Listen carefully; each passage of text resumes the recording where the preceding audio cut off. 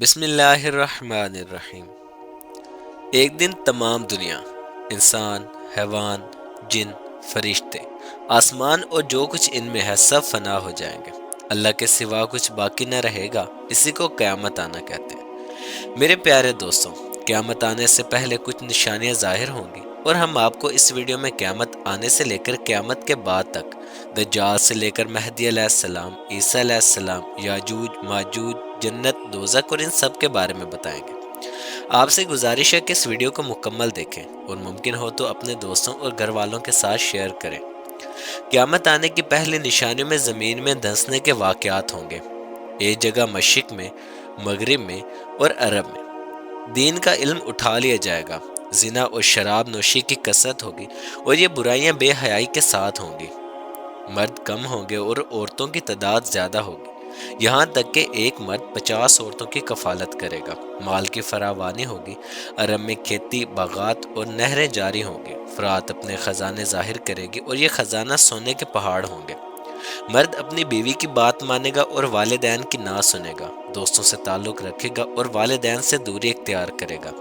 گانے بجانے کی کثرت ہوگی۔ کمینے اور بدکار لوگ سردار بنائے جائیں گے۔ جو لوگ کبھی کپڑے کے لیے محتاج تھے وہ بڑے بڑے محلوں پر ناز کریں گے۔ مساجد میں شور مچایا جائے گا۔ دین پر قائم رہنا اتنا مشکل ہوگا جیسے ہاتھ میں انگارہ پکڑنا۔ لوگ قبرستان جا کر یہ خواہش کریں گے کہ کاش وہ قبر میں ہوتے۔ وقت میں برکت نہ رہے گی۔ وقت بہت جلدی گزرے گا، جیسے ایک آگ بھڑک کر جلدی بجھ جاتی ہے۔ درندے انسان سے بات کریں گے۔ سورج مغرب سے نکلے گا اور اس نشانی کے ظاہر ہوتے ہی توبہ کا دروازہ بند ہو جائے گا۔ اس وقت اسلام لانا قبول نہ ہوگا۔ بڑے دجال کے علاوہ اور بھی چھوٹے چھوٹے دجال ہوں گے جو نبوت کا دعویٰ کریں گے، حالانکہ نبوت ختم ہو چکی ہے۔ ہمارے نبی اکرم صلی اللہ علیہ وآلہ وسلم کے بعد کوئی نبی نہیں ہوگا۔ دجال ایک آنکھ سے کانا ہوگا اور اس کے ماتھے پر کافر لکھا ہوگا جسے ہر مسلمان پڑھ سکے گا۔ یہ دجال بڑی تیزی سے دنیا کا سفر کرے گا۔ اس کے ساتھ ایک باغ اور ایک آگ ہوگی جسے وہ جنت اور دوزخ کا نام دے گا۔ اس کی جنت حقیقت میں آگ ہوگی اور اس کی دوزخ آرام کی جگہ ہوگی۔ وہ لوگوں سے کہے گا اسے خدا مانے۔ جو اس کی بات مانے گا اسے اپنی جنت میں ڈالے گا اور جو انکار کرے گا اسے اپنی دوزخ میں ڈال دے گا۔ یہ دجال جادو کے کرشمے دکھائے گا۔ حقیقت میں کچھ نہ ہوگا۔ جب وہ حریمین شریفین میں جانا چاہے گا تو فرشتے اس کا منہ موڑ دیں گے۔ دجال کے ساتھ یہودیوں کی فوج ہوگی اور کفر پوری دنیا میں پھیل جائے گا۔ پھر حضرت امام مہدی علیہ السلام آئیں گے۔ آپ نبی اکرم صلی اللہ علیہ وآلہ وسلم کی اولاد میں سے حسن سید ہوں گے۔ جب دنیا میں کفر عام ہو جائے گا اور اسلام صرف حریمین شریفین میں رہ جائے گا تو اولیاء اور ابدال سب وہاں ہجرت کریں گے۔ رمضان شریف کا مہینہ ہوگا۔ کعبہ شریف کا طواف کیا جا رہا ہوگا جب حضرت امام مہدی علیہ السلام بھی وہاں موجود ہوں گے۔ اولیاء انہیں پہچانیں گے اور تمام مسلمانوں سے کہیں گے کہ ان کے ہاتھ پر بیعت کریں، لیکن وہ انکار کریں گے۔ پھر غیب سے آواز آئے گی، یہ اللہ کا خلیفہ مہدی ہے، اس کی بات سنو اور اس کا حکم مانو۔ پھر تمام مسلمان ان کے ہاتھ پر بیعت کریں گے۔ اس کے بعد حضرت امام مہدی رضی اللہ تعالیٰ عنہ سب کو اپنے ساتھ لے کر ملک شام چلے جائیں گے۔ پھر حضرت عیسیٰ علیہ السلام کا آسمان سے نزول ہوگا۔ جب دجال دنیا کا سفر کر کے ملک شام پہنچے گا، اس وقت حضرت عیسیٰ علیہ السلام دمشق کی جامع مسجد کے مشرق کی مینار پر آسمان سے اتریں گے۔ یہ صبح کا وقت ہوگا اور فجر کی نماز کے لیے اقامت ہو چکی ہوگی۔ حضرت امام مہدی علیہ السلام نماز پڑھائیں گے اور دجال ملعون حضرت عیسیٰ علیہ السلام کی سانس کی خوشبو سے پگھلنا شروع ہوگا، جیسے پانی سے نمک پگھلتا ہے۔ آپ کی سانس کی خوشبو وہاں تک پہنچے گی جہاں تک نظر جائے گی۔ دجال بھاگے گا، آپ اس کا پیچھا کریں گے اور اس کی پیٹھ میں نیزہ ماریں گے جس سے وہ جہنم واصل ہوگا۔ اس کے بعد یاجوج ماجوج نکلیں گے۔ یہ قوم ہے جو یافس بن نوح علیہ السلام کی اولاد سے ہے۔ ان کی تعداد بہت زیادہ ہے۔ یہ زمین میں فساد کرتے تھے، سبز چیزیں کھا جاتے اور خشک چیزوں کو ساتھ لے جاتے تھے۔ یہ انسانوں کو بھی کھا لیتے اور جنگلی جانوروں، سانپوں اور بچھوں کو بھی نہیں چھوڑتے تھے۔ یہ سب دیکھ کر حضرت ذوالقرنین نے ان کے آنے کو روکنے کے لیے دیوار کھینچ دی، لیکن جب دجال قتل ہوگا اور اللہ کے حکم سے حضرت عیسیٰ علیہ السلام مسلمانوں کو کوہ طور پر لے جائیں گے تو یاجوج ماجوج دیوار توڑ کر نکل آئیں گے۔ وہ زمین پر بڑا فساد کریں گے، لوٹ مار کریں گے اور قتل و غارت گیری کریں گے۔ پھر اللہ تعالیٰ سے حضرت عیسیٰ علیہ السلام دعا کریں گے اور انہیں ہلاک کر دیا جائے گا۔ پھر اللہ تعالیٰ حضرت عیسیٰ علیہ السلام کی دعا سے انہیں ہلاک کر دیں گے۔ اس کے بعد جتنے یہودی اور عیسائی بچے ہوں گے وہ سب آپ پر ایمان لے آئیں گے۔ اس وقت دنیا میں صرف دین اسلام ہوگا اور ایک ہی مذہب ہوگا، یعنی اہل سنت کا مذہب۔ اس وقت کے بچے سانپوں کے ساتھ کھیلیں گے اور شیر اور بکری ایک ساتھ چریں گے۔ حضرت عیسیٰ علیہ السلام نکاح کریں گے اور ان کی اولاد بھی ہوگی۔ وہ 40 سال تک رہیں گے اور وفات کے بعد روضہ انور میں دفن ہوں گے۔ اس کے بعد دابت الارض نکلے گا۔ یہ ایک عجیب شکل کا جانور ہوگا جو کوہ صفا سے نکلے گا۔ یہ بہت جلد شہروں میں گھومے گا اور فصاحت کے ساتھ بات کرے گا۔ اس کے ہاتھ میں حضرت موسیٰ علیہ السلام کا عصا اور حضرت سلیمان علیہ السلام کی انگوٹھی ہوگی۔ عصا سے وہ مسلمانوں کے ماتھے پر روشن نشان لگائے گا اور انگوٹھی سے کافروں کے ماتھے پر سیاہ دبا لگائے گا۔ اس وقت تمام مسلمان اور کافر کھلے طور پر پہچانے جائیں گے۔ یہ نشانیاں کبھی نہ بدلیں گی، اور جو ایمان لانا چاہے گا وہ کبھی ایمان نہ لا سکے گا، اور جو مسلمان ہوگا وہ ہمیشہ ایمان پر قائم رہے گا۔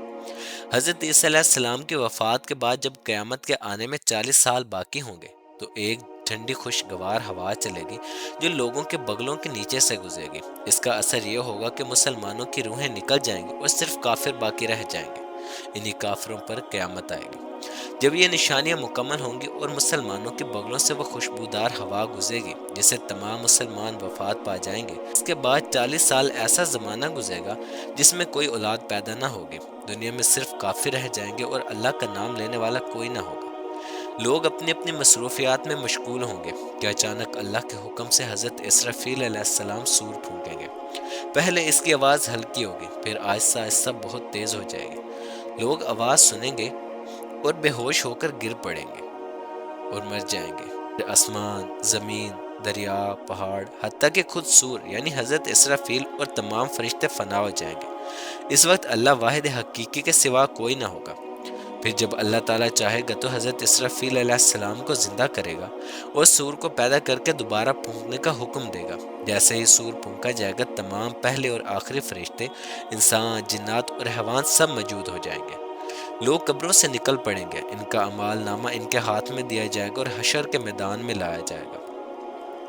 وہاں حساب کتاب کے انتظار میں کھڑے ہوں گے۔ زمین تانبے کی ہوگی، سورج انتہائی قریب ہوگا اور گرمی کی شدت سے دماغ کھول رہے ہوں گے۔ زبانیں سوکھ کر سخت ہو جائیں گی اور آنکھیں باہر نکل آئیں گی۔ پسینہ بہت زیادہ آئے گا، کسی کے ٹخنوں تک، کسی کے گھٹنوں تک، کسی کے گلے تک اور کسی کے منہ تک ہوگا۔ ہر کسی کو اس کے اعمال کے مطابق تکلیف ہوگی۔ پھر یہ پسینہ بھی نہایت بدبودار ہوگا۔ اس حالت میں بہت دیر گزر جائے گی۔ لوگ سفارش تلاش کریں گے تاکہ اس مصیبت سے نجات ملے اور جلد فیصلہ ہو۔ سب لوگ مشورہ کر کے حضرت آدم علیہ السلام کے پاس جائیں گے۔ وہ فرمائیں گے کہ حضرت نوح علیہ السلام کے پاس جاؤ۔ حضرت نوح علیہ السلام حضرت ابراہیم علیہ السلام کے پاس بھیجیں گے۔ حضرت ابراہیم علیہ السلام حضرت موسیٰ علیہ السلام کی طرف جانے کو کہیں گے۔ حضرت موسیٰ علیہ السلام حضرت عیسیٰ علیہ السلام کے پاس بھیجیں گے۔ حضرت عیسیٰ علیہ السلام ہمارے آقا حضرت محمد مصطفیٰ صلی اللہ علیہ وسلم کے پاس بھیجیں گے۔ جب لوگ ہمارے حضور صلی اللہ علیہ وسلم سے فریاد کریں گے اور سفارش کی درخواست کریں گے تو حضور اکرم صلی اللہ علیہ وسلم فرمائیں گے کہ میں اس کے لیے تیار ہوں۔ یہ فرما کر بارگاہ الہی میں سجدہ کریں گے۔ اللہ تعالیٰ فرمائے گا، اے محمد سر اٹھاؤ، کہو تمہاری بات سنی جائے گی، مانگو تمہیں دیا جائے گا، سفارش کرو قبول کی جائے گی۔ اب حساب شروع ہوگا۔ بدن کے اعضاء خود اپنے خلاف گواہی دیں گے۔ زمین کا وہ حصہ جہاں کوئی عمل کیا گیا تھا وہ بھی گواہی دینے کو تیار ہوگا۔ نہ کوئی دوست ہوگا، نہ مددگار، نہ باپ بیٹے کے کام آئے گا، نہ بیٹا باپ کے۔ اعمال پوچھے جا رہے ہوں گے، زندگی بھر کے سب کیے ہوئے سامنے ہوں گے۔ نہ کوئی گناہ سے انکار کر سکتا ہے، نہ کہیں سے نیکیاں حاصل کر سکتا ہے۔ حضور اکرم صلی اللہ علیہ وسلم اپنے ماننے والوں کی سفارش فرمائیں گے۔ حضور کی سفارش کئی طرح کی ہوگی۔ بہت سے لوگ آپ کی سفارش سے بے حساب جنت میں داخل ہوں گے اور بہت سے لوگ جو جہنم کے مستحق ہوں گے حضور اکرم صلی اللہ علیہ وسلم کی سفارش سے جہنم سے بچ جائیں گے۔ جو گنہگار مسلمان جہنم میں پہنچ چکے ہوں گے وہ بھی حضور کی سفارش سے جہنم سے نکالے جائیں گے اور جنتی ہوں گے۔ حضور اکرم صلی اللہ علیہ وسلم جنتیوں کی سفارش کر کے ان کے درجات بلند فرمائیں گے۔ قیامت کا دن جو 1000 برس کا دن ہوگا نہایت سخت ہوگا، لیکن انبیاء، اولیاء اور صالحین کے لیے اتنا ہلکا کر دیا جائے گا کہ معلوم ہوگا اس میں اتنا وقت لگا جتنا ایک وقت کی فرض نماز میں لگتا ہے، بلکہ اس سے بھی کم۔ یہاں تک کے لیے بعض کے لیے تو پلک جھپکنے میں سارا دن گزر جائے گا۔ سب سے بڑی نعمت جو مسلمانوں کو اس دن ملے گی وہ اللہ تعالیٰ کا دیدار ہوگا۔ کسی کو آرام کا گھر ملے گا جس کی راحت اور خوشی کی کوئی انتہا نہیں، اسے جنت کہتے ہیں، اور کسی کو تکلیف کے گھر میں جانا پڑے گا جس کی تکلیف کی کوئی حد نہیں، جسے جہنم کہتے ہیں۔ جنت اور جہنم پہلے سے ہی بنی ہوئی ہے اور موجود ہے، یہ نہیں کہ قیامت کے دن بنائے جائیں گے۔ قیامت، حشر، حساب، ثواب، عذاب، جنت، اور یہی بات مسلمانوں میں مشہور ہے کہ جو شخص ان باتوں کو حق کہے مگر ان کے معنی کچھ اور بیان کرے، مثلا یہ کہے کہ ثواب کا مطلب کچھ اور ہے، تو وہ انکار کرنے والا ہوگا، اور انکار کرنے والا کافر ہے۔ قیامت بلا شبہ ضرور قائم ہوگی اور اس کا انکار کرنے والا بھی کافر ہے۔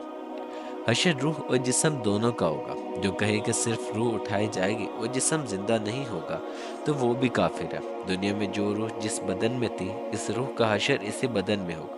یہ نہیں کہ کوئی نیا بدن پیدا کیا جائے گا، اس میں روح ڈال دی جائے گی۔ مرنے کے بعد اگر بدن کے اعضاء بکھر جائیں اور جانوروں کی خوراک بن جائیں، تب بھی اللہ تعالیٰ ان سب اعضاء کو جمع کر کے قیامت کے دن اٹھائے گا۔ حساب حق ہے، اعمال کا حساب ہوگا، میزان حق ہے، یہ ایک ترازو ہے جس کے دو پلڑے ہوں گے، اس پر لوگوں کے اچھے اور برے اعمال تولے جائیں گے۔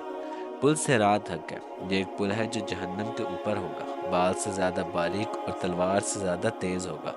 جنت کا راستہ اسی پل سے ہو کر گزرتا ہے، سب کو اس پر چلنا ہوگا۔ کافر اس پر نہ چل سکے گا اور جہنم میں گر جائے گا۔ حوض کوثر جو ہمارے نبی اکرم صلی اللہ علیہ وآلہ وسلم کو عطا کیا گیا حق ہے، اس کی لمبائی اور چوڑائی بہت زیادہ ہے، اس کے کنارے سونے کے ہیں اور اس پر موتیوں کے گنبد بنے ہوئے ہیں۔ اس کا پانی دودھ سے زیادہ سفید، شہد سے زیادہ میٹھا اور مشک سے زیادہ خوشبودار ہے۔ جو اس کا پانی ایک بار پی لے وہ کبھی پیاسا نہیں ہوگا۔ مقام محمود اللہ تعالیٰ اپنے حبیب محمد مصطفیٰ صلی اللہ علیہ وآلہ وسلم کو عطا کرے گا، جہاں سب اگلے اور پچھلے آپ کی تعریف کریں گے۔ لوائے حمد ایک جھنڈا ہے جو قیامت کے دن ہمارے آقا محمد مصطفیٰ صلی اللہ علیہ وآلہ وسلم کو دیا جائے گا، جس کے نیچے تمام انبیاء، اولیاء اور تمام مسلمان جمع ہوں گے۔ جنت ایک بہت خوبصورت اور عظیم گھر ہے جسے اللہ تعالیٰ نے مسلمانوں کے لیے بنایا ہے۔ اس کی دیوار سونے اور چاندی کی اینٹوں سے بنی ہے اور ان کے درمیان مشک کا گارا لگا ہوا ہے۔ اس کی زمین زعفران اور عنبر کی ہے، کنکریوں کی جگہ موتی اور جواہرات ہیں۔ جنت میں بہت خوبصورت محل، خیمے، میوے، پھل، دودھ، شہد اور بہترین کھانے ہوں گے جو دنیا میں کسی نے نہیں دیکھے۔ دوزخ بھی ایک گھر ہے جہاں کافروں کو ہمیشہ کے لیے رکھا جائے گا، اس میں اندھیری اور کالی آگ ہوگی۔ وہاں طرح طرح کے عذاب دیے جائیں گے، بڑی بڑی زہریلی سانپیں بچھو کاٹیں گے، بھاری ہتھوڑوں سے سر کچلے جائیں گے۔ وہاں بھوک اور پیاس کی شدت ہوگی اور کھانے کے لیے کانٹوں والے زہریلے درخت کے پھل ہوں گے جو گلے میں اٹک جائیں گے۔ پینے کے لیے کھولتا ہوا پانی ہوگا جو آنتوں کو پھاڑ دے گا۔ وہاں کی آگ اس قدر شدید ہوگی کہ اگر دنیا میں اس کا ایک ذرہ کھول دیا جائے تو زمین پر کوئی زندہ نہ بچے۔